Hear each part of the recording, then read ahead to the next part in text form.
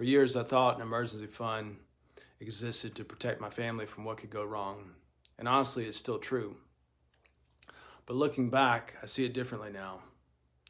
Years ago, my wife and I believed God was leading me to leave my job so we could begin raising support to become missionaries. We had 2 young children, and we only had about 1% of the support we needed each month. From a financial perspective, that sounds risky. But we had reserves, not because we were wealthy, but because we were savers.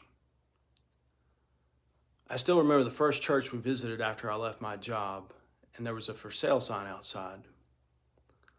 I sat across the table from the pastor, and he said, "I hope our faith promise giving increases so we don't have to sell the church."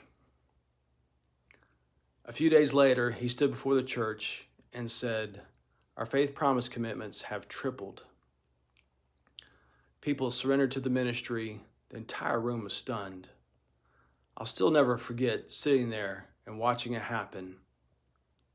God was working even when I didn't even know it.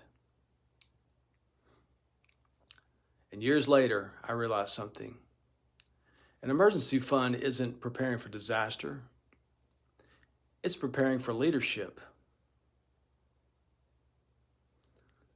The reserves didn't create what happened. They didn't make God move.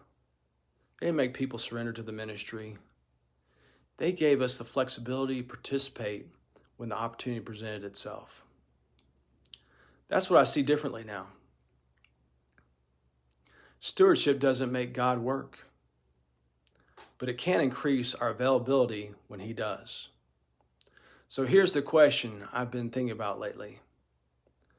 If God is already at work, am I becoming more available to participate?